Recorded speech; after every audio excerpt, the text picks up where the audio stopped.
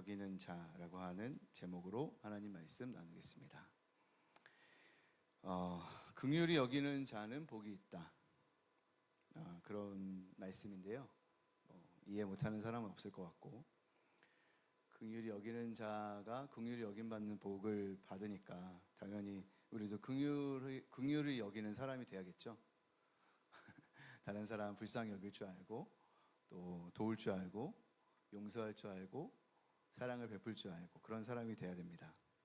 그렇지만 굉장히 어렵죠. 긍휼하게 다른 사람을 바라보고 또 긍휼하게 여겨준다라고 하는 것은 굉장히 어렵습니다. 몇 가지 우리가 긍휼히 여기기 어려운, 긍휼을 베풀기 어려운 그런 이유들을 좀 생각해 볼 수 있을 것 같은데요. 첫 번째로는 이 긍휼이라고 하는 게 정의와의 어떤 균형을 갖춰야 되는 건데, 그런 균형점을 갖추기가 굉장히 어렵다는 것입니다. 정의라고 하는 것은 이제 각자에게 상응하는 어떤 상이나 벌을 받게 해야 하는 것이잖아요. 잘한 사람이 있으면 상을 주고, 잘못한 사람이 있으면 책임을 묻는 게 정의라는 것이죠. 그런데 잘못을 해도 긍휼이 베풀어질 거야 라고 하는 기대가 있으면 이 법을 잘 지켜야 할, 어떤 규칙을 잘 지켜야 할 동기가 굉장히 약해집니다. 그렇죠?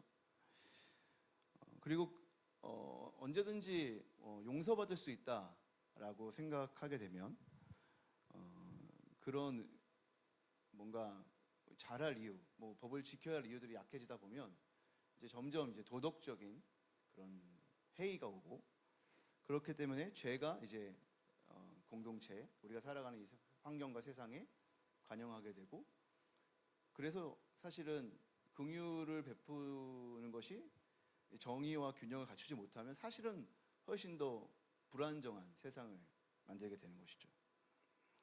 우리가 긍휼이 필요하다는 것을 모르는 건 아니지만 이런 염려들, 그러니까 정의로운 세상을 만들어야 한다는 또 중요한 가치와 함께 균형을 갖추려고 하다 보니까 이 긍휼을 베푸는 일이 어렵게 된다는 것입니다.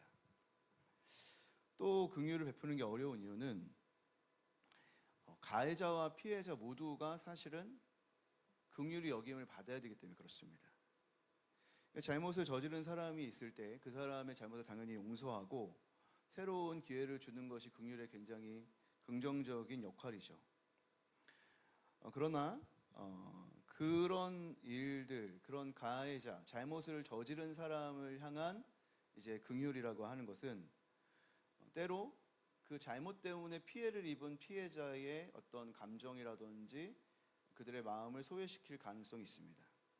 그러니까 가해자에게는 긍휼을 베풀면서 동시에 피해자는 소외시킬 수 있는 가능성이 열려 있기 때문에 누구에게나 긍휼이 필요하다고 하는 관점에서 보면 이 긍휼을 베푼다라고 하는 것이 도대체 어떻게 해야 하는 것인지 수학적으로 답이 내려지는 것은 아닙니다. 또 세 번째로는 긍휼을 가장한 무책임한 태도도 가능하기 때문에 그렇습니다.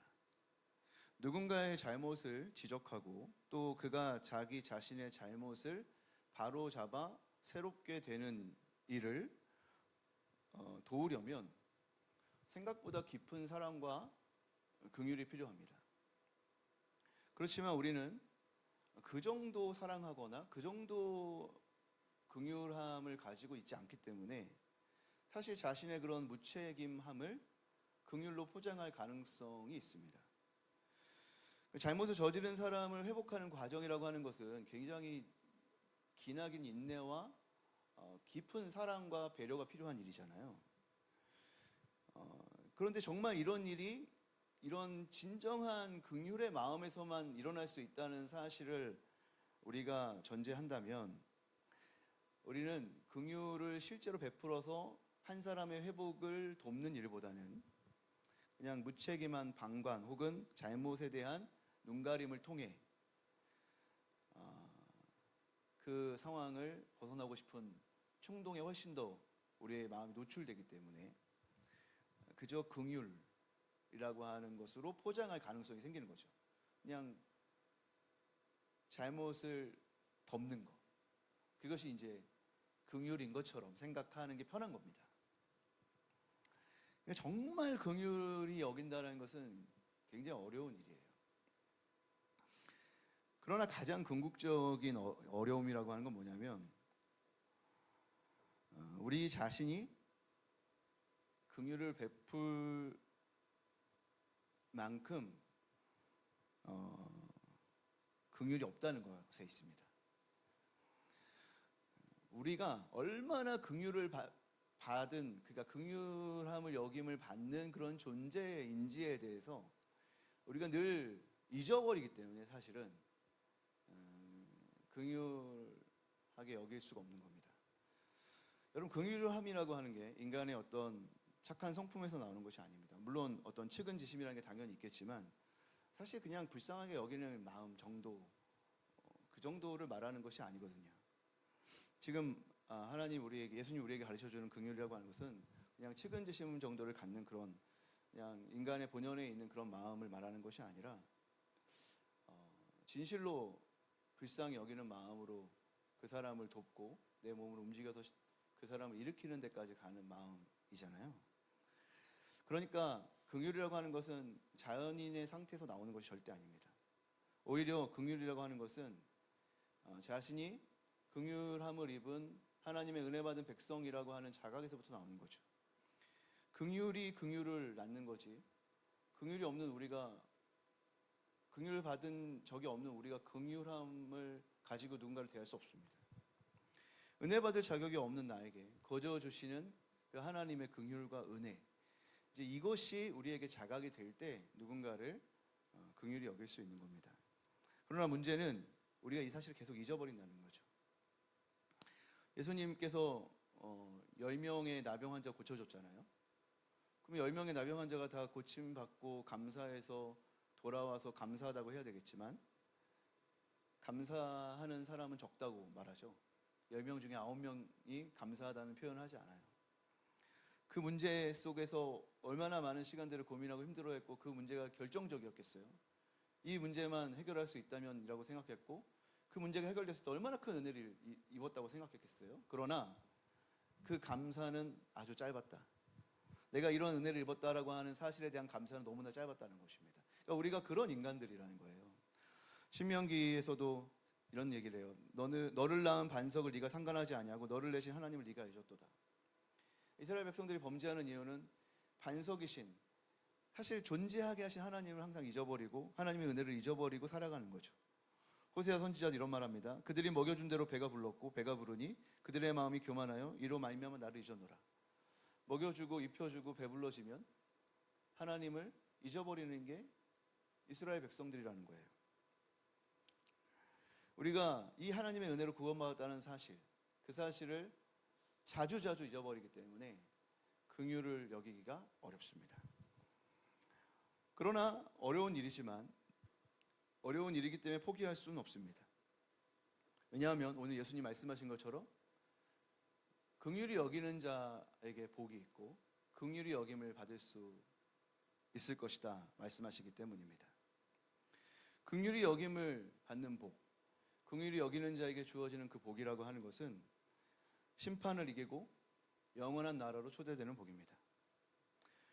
긍휼을 베푸는 자에게 주어지는 가장 핵심적인 복, 그것은 긍휼을 베푸는 그도 긍휼을 받게 된다는 것입니다. 야고보서 2장 13절 말씀엔 긍휼은 심판을 이기고 자랑한다 라고 말했습니다. 그러니까 긍휼이라고 하는 것은 심판받아 마땅한 우리에게 너무나 필수적인 거예요. 우리의 구원에 있어서. 왜냐하면 엄격한 심판자 앞에 우리가 서 있기 때문에 그렇죠. 그러니까 누구보다 조금 잘해서 혹은 누구보다 좀 더 나은 일들을 해서 통과할 수 있는 어떤 심판대 앞에 우리가 서는 것이 아니라 우리의 모든 것을 아시는 하나님 앞에 우리가 서는 사람들이기 때문에 하나님의 긍휼이 아니고서는 우리가 그 심판 앞에 통과할 수 있는 자가 아니기 때문에 긍휼을 입지 못한다라고 하는 것은 너무나 끔찍한 결과를 초래하는 거잖아요. 그러니까 하나님의 긍휼이 너무나 필요한 우리의 입장에서 긍휼이 없는 세상을 꿈꿀 수는 없는 겁니다. 긍휼이 여김받지 않아도 되는 세상을 꿈꾼다는 것은 말이 안 되는 거예요. 그러니까 우리는 누구나 긍휼을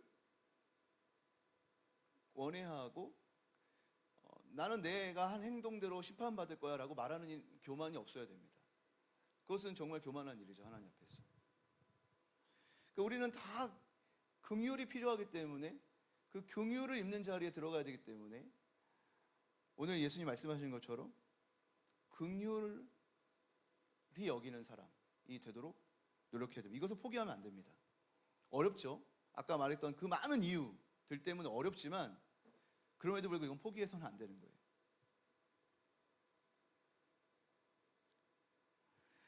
그럼 어떻게 우리가 그 일을 포기하지 않고 감당할 수 있을까요? 만약 여러분들이 이 말씀을 진지하게 받아들이기 원한다면 여러분들은 전적으로 하나님의 자비에 의존해야 됩니다. 내가 완전히 하나님의 은혜가 아니고서는 살 수 없는 존재라는 사실을 자각해야 되고 그 하나님의 은혜 없이는 아무 의미도 없다라는 것을 완벽하게 고백할 수 있어야 됩니다. 마땅히 받아야 될 대가를 계산하거나 뭔가를 따지는데 항상 우리의 마음이 얽매여 있으면 절대 긍휼히 여기는 자가 될 수는 없습니다. 심은 대로 거둬야 돼라는 원리만 우리에게 있으면 절대로 긍휼을 베풀 수 없죠. 아까 말씀드렸던 것처럼 그것이 필요 없는 이야기가 전혀 아니지만 우리가 정말 긍휼을 베푸는 자가 되기 원한다면 그것과 함께 우리에게는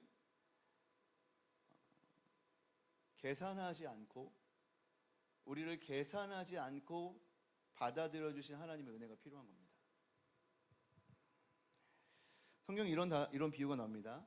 1만 달란트 빚진 자의 비유. 주인이 1만 달란트 빚진 자가 빚을 갚지 못하는 것을 불쌍히 여기고 1만 달란트를 상감해 줬어요. 그 얼마나 감사한 일이에요. 자기에게 평생 갚지 못할 빚을 탕감시켜줘서 자유롭게 살 수 있게 해줬으니까 얼마나 기쁜 일이에요. 그러나 그 감사와 은혜는 어느새 잊혀지고 자기에게 100데나리온 빚진 자의 빚을 탕감해주지 못하는 완악함을 가진 것이 인간이라는 거예요. 왜 이 비유를 들겠습니까? 그 사람은 그 사람이 상응하는 대가를 받아야 돼라는 마음 이전에 훨씬 더 근본적으로 우리 자신이 그렇게 대우받았다면 과연 이 자리에 있을 수 있을까라는 것을 생각해 보라는 거죠. 여러분, 이게 어떻게 우리가 몇 번까지 용서를 해야 됩니까? 라고 하는 질문에 예수님이 대답하면서 나오는 질문이에요.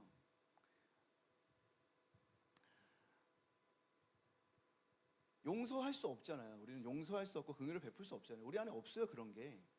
그런데 어떻게 되냐면 유일한 힘은 어디서 나오는 거냐면 내가 하나님의 자비와 은혜를 입은 자라고 하는 자각, 이거 없으면요 못합니다. 이게 돼야지만 하는 거예요. 이거를 안다고 하는 게 아니라 그것을 자각해야 하는 거예요. 성령이 내게 그것을 깨닫게 해줘야 하는 거예요. 여러분, 우리 중에 하나님의 자비를 우리가 입었다는 사실을 모르는 사람은 아무도 없잖아요. 근데 그 사실을 안다고 해서 누군가에게 자비를 베풀 수 있습니까? 그렇지 않아요. 그 사실을 내가 성령을 통해 자각하게 될 때 내가 정말 하나님의 은혜가 아니었으면 이렇게 살 수 없는 존재라는 것을 자각하게 될 때 비로소 누군가를 향한 긍휼의 마음을 가질 수 있게 되는 겁니다. 여러분, 긍휼이라고 하는 것은 감정이 아닙니다. 누군가를 그냥 불쌍히 여기는 그런 마음 정도가 아닙니다. 그것은 아주 깊은 인간에 대한 사색과 통찰에서 나오는 감정입니다. 그렇기 때문에 정말 긍휼함을 갖기 원하면 성령께서 우리의 마음을 조명해 주시고 하늘의 지혜를 깨닫게 해주도록 구해야만 가능한 것입니다. 만약에 내가 저 안타까운 자리에 서 있다면 나는 어떻게 할까? 나는 어떠한 모습이었을까? 저 사람의 잘못, 저 사람의 과오가 아니라 나도 그런 사람일 수 있다라고 하는 통찰이 여러분 어디서 오는 거예요? 과연 그런 마음을 누가 가질 수 있어요? 성령께서 조명하시지 않으면 할 수 없는 일이에요. 나도 그런 죄인의 모습이 있다는 사실을 누가 비춰줄 수 있어요? 우리의 인간적인 마음은 언제나 누구보다 낫다라는 마음을 갖는 마음이잖아요. 근데 그런 사람이 어떻게 누군가를 불쌍히 여겨요? 성령이 조명하셔야 되는 거죠. 이 세상에 있는 어떤 사람들이 어떠한 처형에 있어서 그 사람이 불쌍해 보이지 않으면 불쌍히 여기지 마는 뜻이 아닙니다. 지금 예수님은요, 긍휼히 여길 만한 사람만 긍휼히 여겨라 이런 말이 아니에요. 우리의 눈에 긍휼히 여김 받지 않아도 될 것 같은 사람도 긍휼히 여기라는 거예요. 누군가를 대할 때 그 사람을 긍휼히 여기는 마음이 필요하다는 거예요. 그러니까 그 조건이라고 하는 것은 그 사람이 무슨 잘못이 있거나 흠결이 있거나 부족함이 있거나 어려운 상황이 있기 때문에 긍휼히 여기라는 뜻이 아닙니다. 그 인간이 가지고 있는 그 인간의 깊은 한계, 어찌할 수 없는, 은혜가 없으면 결코 살아갈 수 없는 그런 한계를 가진 인간의 모습을 우리가 바라볼 수 있어야 된다는 거예요. 그게 예수님이 우리를 바라보는 눈길 아닙니까? 우리가 무엇 때문에 긍휼함을 입어요? 우리의 어떤 한계들을 주님은 보고 계시는 거잖아요. 그 한계를 바라보시는 그 주님의 그 안타까운 시선을 우리가 회복하지 않으면 여러분 우리는 결코 누군가에게 긍휼을 베풀 수 없습니다. 세상에 아무런 걱정 없이 부유하게 잘 살아가는 그 사람의 영혼의 빈곤함도 우리는 볼 수 있어야 돼요. 그래서 그 사람을 세상적인 관점에서 뭐 저 사람은 저러니 저 사람은 이러면서 그렇게 대할 필요가 없어요. 누구든지 하나님이 없이, 하나님의 은혜가 없이는 살아가는 어떤 사람이든 너무나 안타까운 빈곤한 상태에 있다는 사실을 우리는 그것을 볼 수 있어야 돼요. 그래야 그 사람이 잘난 척을 하든 그 사람이 부족해서 나락과 구렁텅이에 처해 있든 상관없이 인간을 인간으로서 사랑할 수 있는 마음을 가질 수 있게 되는 것입니다. 그렇기 때문에 여러분 무엇이 필요하다고요? 기도가 필요한 거예요. 어떤 사람이 저에게 이런 얘기를 할 수 있겠죠. 강단이 아닌 그냥 일상의 삶 속에서 여러분들과 대화하면 여러분이 저한테 이렇게 물어볼 거예요. 목사님 용서할 수 있어요? 목사님 긍휼히 여길 수 있어요? 목사님 그렇게 가능해요? 저 못하는데요. 그럴 거예요 아마 제가. 여러분들 그거 말도 안 돼. 예수님 하는 거죠. 이렇게 다 말할 거예요. 저도 다 그렇게 생각해요. 우리가 서로에게 긍휼히 여겨야 된대 라고 말한다고 해서 그게 너무 와닿아가지고 그렇게 할 수 있을까요? 못해요. 누군가에게 우리가 서로의 겉면을 가지고 야 너 긍휼히 여겨 이렇게 말한다고 해서 긍휼히 여겨질 수 있을까요? 그럴 수 없어요. 왜냐하면 여러분 이거는 성령이 하셔야 되는 거거든요. 성령이 그렇게 그 영혼을 바라보게 하시지 않으면 안 되는 일입니다. 그러니까 여러분 팔복에 있는 그 복이 있는 사람이 되려면요 기도가 필수입니다. 기도하지 않으면 절대로 우리는 우리의 영적 상태와 인간의 영적 상태를 볼 수 없고 하나님의 은혜를 발견할 수 없습니다. 사랑하는 성도 여러분, 긍휼히 여기는 자가 복이 있습니다. 예수님의 말씀입니다. 그렇기 때문에 우리는 기도해야 할 것입니다.